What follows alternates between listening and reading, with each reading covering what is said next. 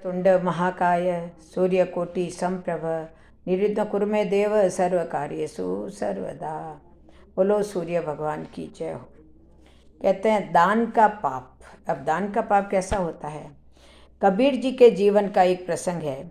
संत कबीर अपनी रोजी रोटी चलाने के लिए कपड़े बुना करते थे। एक बार दोपहर के समय जब कबीर दास जी कपड़े बुनने में लीन थे, तभी उनके द्वार पर एक भिखारी आया। भिखारी बड़ा ही भूखा प्यासा मालूम होता था। भिखारी को देखकर कबीर जी को बड़ी दया आई और उन्होंने उसे ठंडा पानी पिलाया। भिखारी कई दिन से भूखा था, इसलिए उसने कबीर जी से कुछ खाने को मांगा। उस समय कबीर दास जी के पास खाने की कोई सामग्री नहीं थी। कुछ सोचकर कबीर जी ने कहा कि मित्र, मेरे पास तुमको खिलाने को भोजन तो नहीं है, तो मेरा ये ऊन का गोला ले जाओ और इसे बेचकर अपने लिए भोजन का इंतजाम कर लेना। भिखारी ऊन का गोला लेकर चला गया।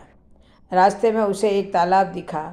भिखारी ने ऊन का गोला निकालकर उसका एक जाल बनाया और तालाब से मछली पकड़ने की कोशिश करने लगा। संयोग से उस तालाब में काफ़ी सारी मछलियाँ थीं, अतः उसके जाल में कई मछलियाँ फंस गई। अब तो वो भिखारी शाम तक मछली पकड़ता रहा। काफ़ी मछली इकट्ठी हो जाने पर उन्हें बाजार में बेच आया। अब वो भिखारी रोजाना तालाब में जाता और उनके जाल से खूब मछलियाँ पकड़ता।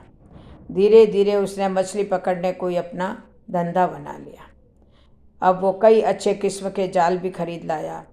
ऐसा करते करते एक दिन वो काफ़ी अमीर व्यक्ति बन गया।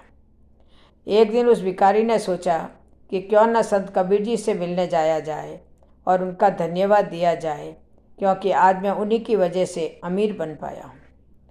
जब वो भिखारी कबीर जी के पास गया तो अपने साथ सोने, चांदी और रतन लेकर आया।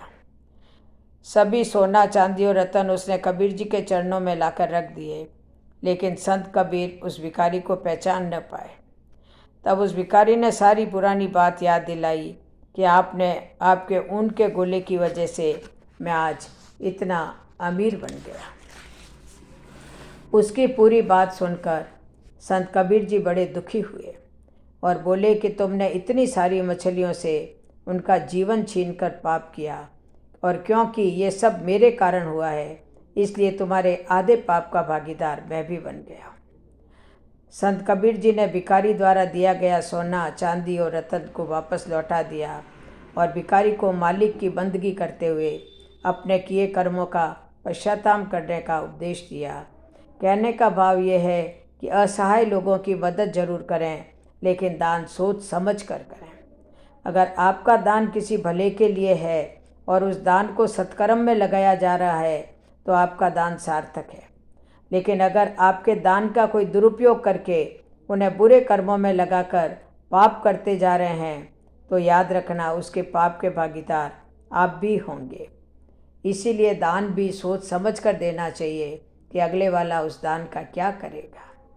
बोलो जय जय श्री राधे, जय जय श्री कृष्ण।